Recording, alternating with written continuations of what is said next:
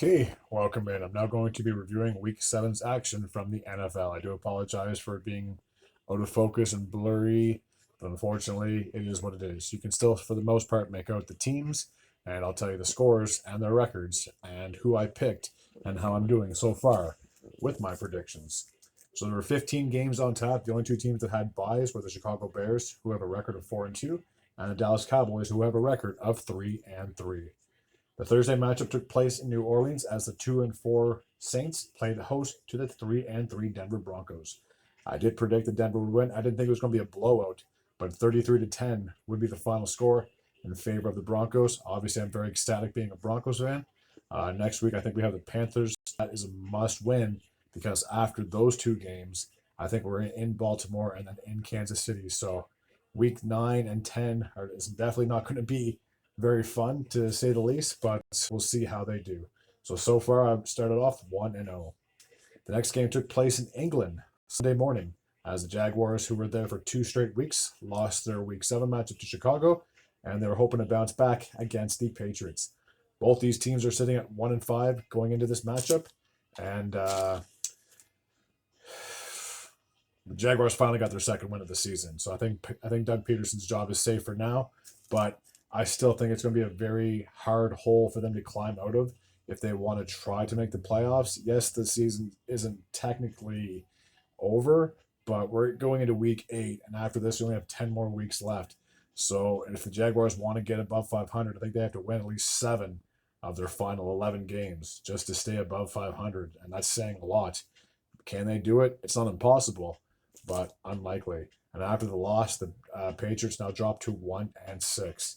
Um, I knew they weren't going to be that great. It's unfortunate because they were so dominant for so many years, but now, obviously, uh, they've shifted from being contenders to rebuilding, to say the least.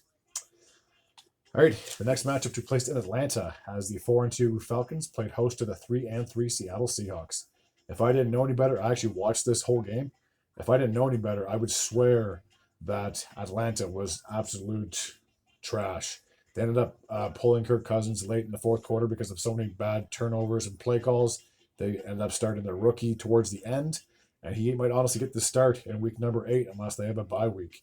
34-14 would be the final score in favor of the Seahawks. They were dominant throughout this whole entire thing. So they have now improved to 4-3. Falcons have the same record. But now the big thing is, and I know this is still 10 weeks away, but hypothetically, let's say the playoffs start and the Seahawks and Falcons have the same record and they're both fighting for like a wild card spot. For example, the Seahawks would get it because they beat the Falcons. So yes, the Falcons aren't in a huge panic, but they need more consistency out of their offense, to say the least. So I was 2-1 after three predictions so far. The Buffalo Bills played host to the Tennessee Titans. I did predict that Buffalo would win. Titans had like an early lead. It was like 10-7, and then after that, the Buffalo got like 27 straight points to win this game, 34-10. They have now improved to 5-2. They're still sitting first in the AFC East, and as for the Titans, they are sitting at 1-5. They are last in the AFC South. A battle of Ohio as the Cleveland Browns played host to the Cincinnati Bengals. The Browns, their miserable season just keeps on rolling. Unfortunately, I did predict that Cincy would win this game. It was a close one. It was a nail biter. 21-14 would be the final score. And a fun little fact: this was Joe Burrow's first win in Cleveland. He's been playing now for 4 years, maybe 5 years, and it's hard to believe this is his first time he won in Cleveland. So I'm sure he's pretty ecstatic about that. 21-14 would be the final score. So with the win, Cincinnati is now sitting at 3-4. After starting with 0-3, they have now won 3 of the last 4 games. And as for the Cleveland Browns, they are sitting at 1-6. They're last in the AFC North. It's unfortunate because there was so much hype around this team, and obviously last year that they made the playoffs.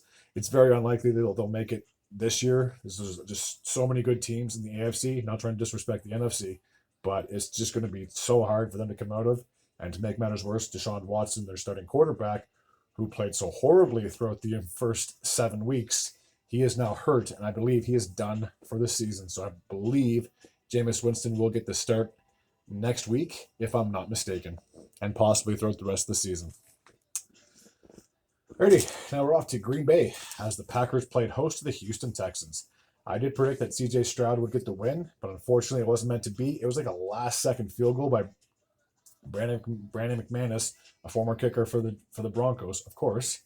And now he's been signed by the Packers. He kicked a last-second field goal, won the game for Green Bay. The final score would be, where are we? 24-22. So I think it was just under like 2 minutes to go. The Texans kicked the field goal to get the lead, but unfortunately they left just a little too much time for Jordan Love. So that now with the win, the Packers and Texans are both sitting at 5-2. There's nothing really to sweat for the Texans because they're still first in the AFC South. And as for the Packers, it's like that NFC North is so crowded with very good teams. I'll get into the other ones here in a bit, but they're all separated by like a game, if that. It's so crazy that imagine if all four teams from the NFC South got into the playoffs. It's possible, but who would have guessed? The Colts played host to the Miami Dolphins. Tua is still out, and I predicted that Indy would win this game. 16-10 would be the final score. With the win, Indy's now sitting at 4-3, and after the loss, the Dolphins are sitting at 2-4. They definitely need Tua back in their lineup if they want to try and be dominant. 2-4 isn't the worst record after 7 weeks, but again, if they lose in week 7, unless they're on a bye, or week 8, unless they're on a bye, it's looking like this shit could be taking a pretty hard left turn, doing a complete 180, if that makes any sense.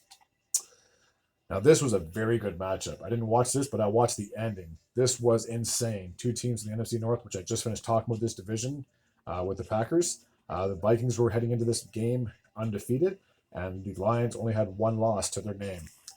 Detroit would come away with the win, 31-29, another last-second field goal.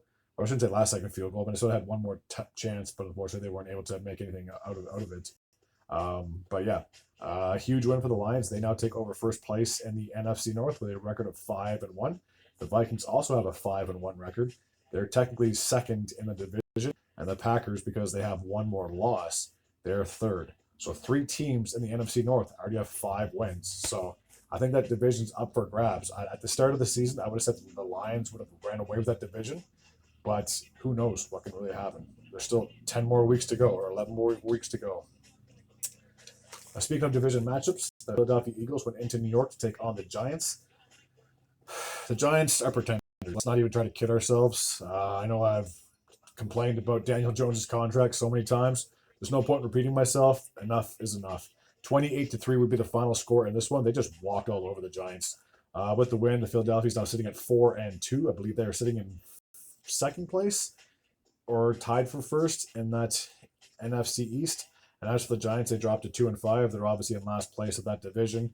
And I could see them sitting fourth in that division because Washington is doing so great.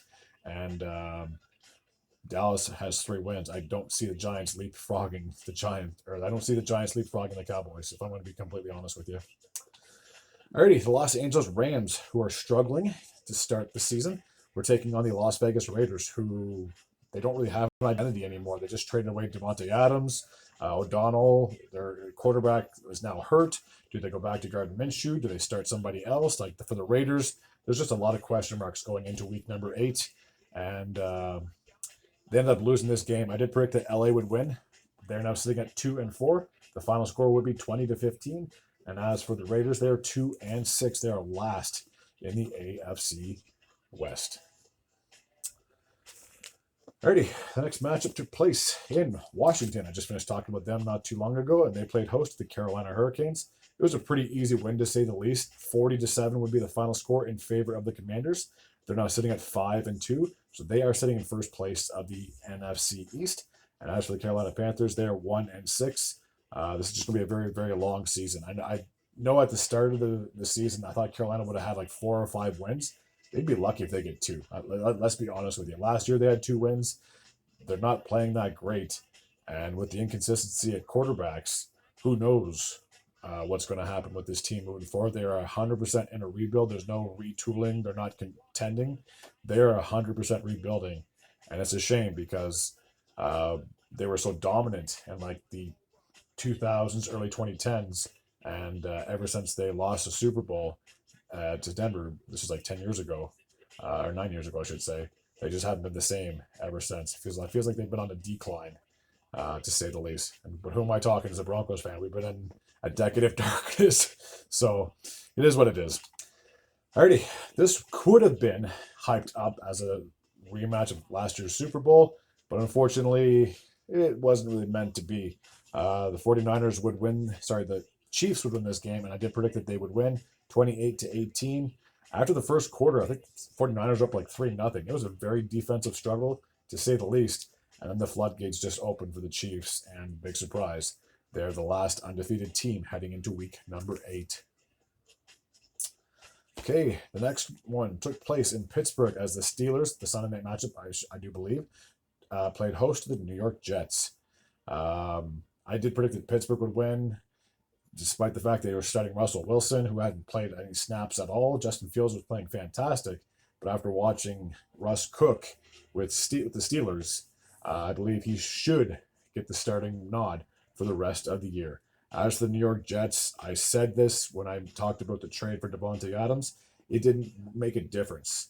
He just went from 1-2-6 team to now another 2-6 team. So realistically, the only thing that changed is the uniforms and obviously the cities. But aside from that, let's be realistic for here, okay? Whatever magic him and Rodgers had in Green Bay, unless they can get it back in week 8, it's gone. Like, let's be realistic about this. There's no way the Jets are making the playoffs now that they are 2-6. This is just too big of a hole to climb, and there's no way they can trade Adams again. They just traded for him last week. You know what I mean? So, if you're a Jets fan, I apologize. I'm not trying to crap on you, but man, oh man, oh man, what do you do? Like, I seen this stat where it said last year at this time the Jets were 4-3 with Zach Wilson as their quarterback. He's no longer there. Now the Jets are 2-5. I do believe 2-5, not 2-6, but 2-5 after 7 weeks of play. If they drop to 2-6, they're not making the playoffs. I don't think they're making the playoffs at 2-5. That's just my opinion. Okay, so the two matchups from Monday. The first one took place in Tampa Bay as the Buccaneers, who were 4-2, were taking on the also 4-2 Baltimore Ravens. So an interconference matchup.